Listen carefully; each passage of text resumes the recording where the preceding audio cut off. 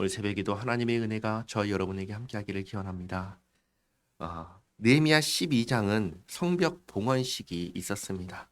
여기까지가 느헤미야가 예루살렘에 와서 대략 1년 안에 이루어진 일이었습니다.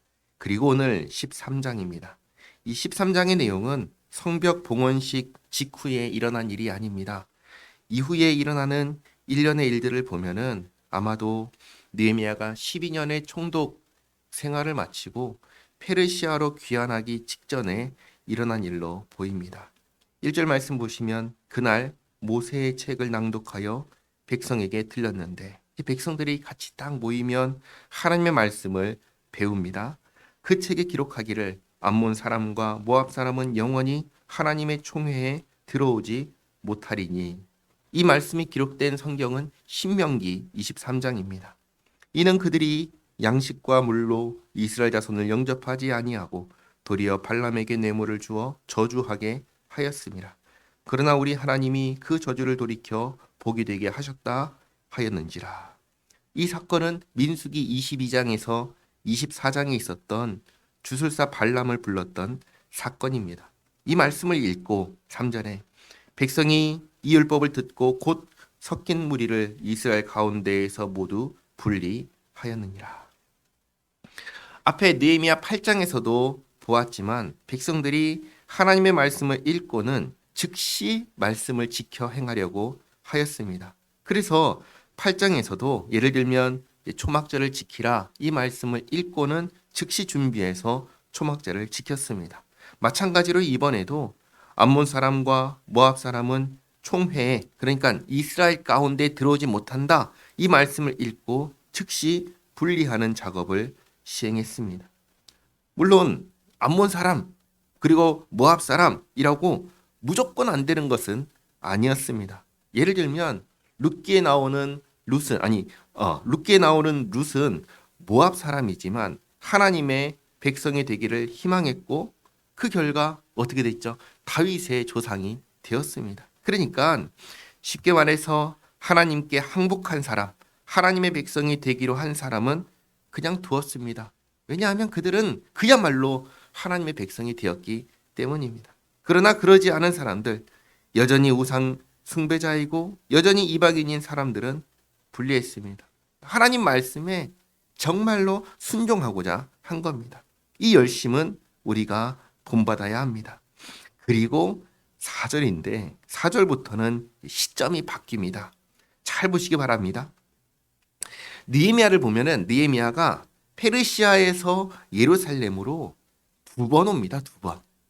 첫 번째로 온 것은 아닥사스다 왕 제20년 때입니다. 그때 와서 12년 동안 예루살렘에서 총독으로 지냈습니다. 12장 3절까지 해서 12년이 끝난 겁니다. 그리고 아닥사스다 왕 32년이 됩니다. 느헤미야가 이제 페르시아로 돌아가는 것이죠. 돌아간 그 사이에 일어난 일이 이제 4절부터 일어난 일입니다. 이전에 우리 하나님의 전의 방을 맡은 제사장 엘리야십이 도비야와 연락이 있었으므로, 엘리야십은 이제 느헤미야에 나온 명단을 쭉 보면은 대제사장의 이름입니다. 그러니까 그리고 도비야는 2장을 보시면 암몬 사람이라고 나옵니다. 그럼 바로 앞에 있는 3절에서 암몬 사람과 모압 사람을 분리했다라고 했을 때 같이 분리되어 추방되어야 되는 사람이 누구냐면 이 도비야입니다. 그런데 제사장 엘리야십과 연락이 있어서 어떻게 되었냐면 5절에 도비야를 위하여 한 큰 방을 만들었으니 그 방은 원래 소재물과 유향과 그릇과 또 레위 사람들과 노래하는 자들과 문지기들에게 11조를 주는 곡물과 새 포도주와 기름과 또 제사장들에게 주는 거제물을 두는 곳이라. 이렇게 성전의 한 방을 도비야에게 줘가지고 지내게 한 겁니다. 대제사장이 해서는 안 되는 일을 한 겁니다. 다르게 말하면 타락한 것이죠. 그런데 누가 해요? 대제사장이 하는 겁니다. 권력자입니다. 누구도 막을 수가 없는 상황입니다.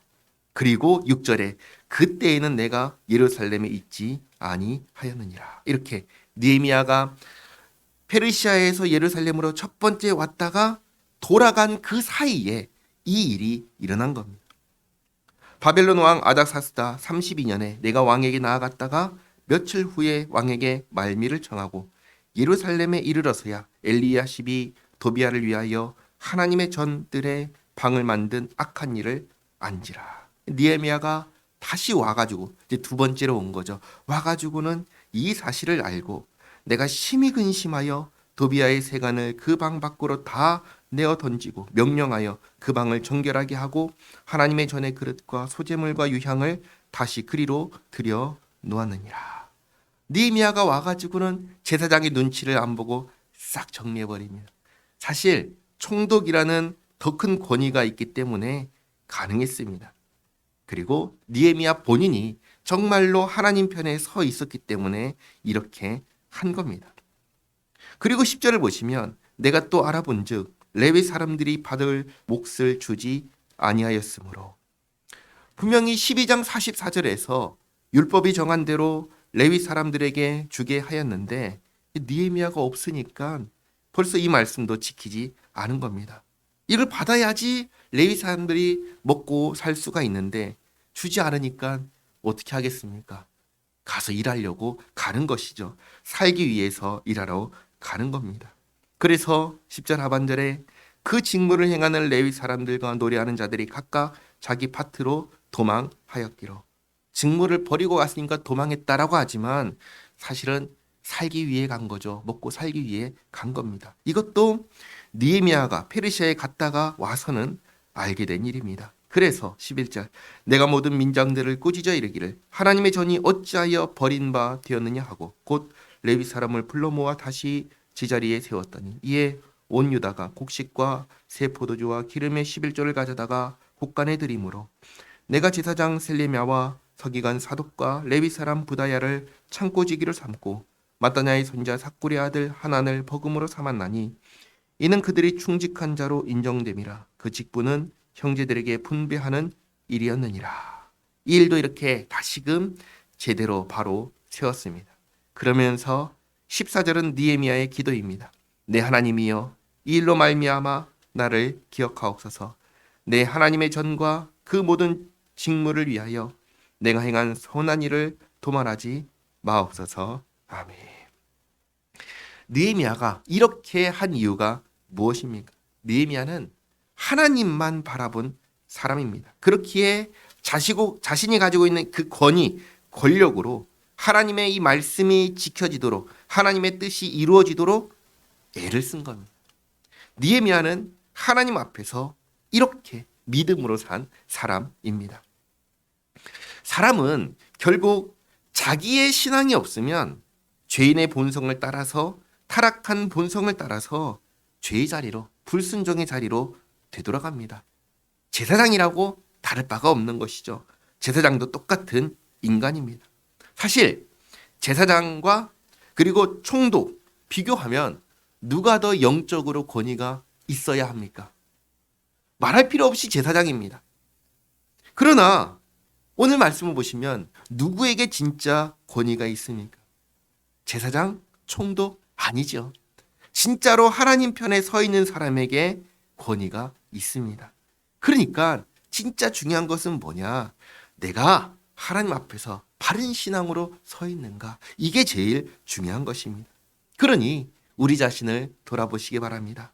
말씀을 읽고 기도하며 하나님 앞에 바른 신앙을 가지고 믿음으로 그렇게 살아가는 우리 모두가 되기를 바랍니다. 기도하겠습니다. 하나님 감사합니다.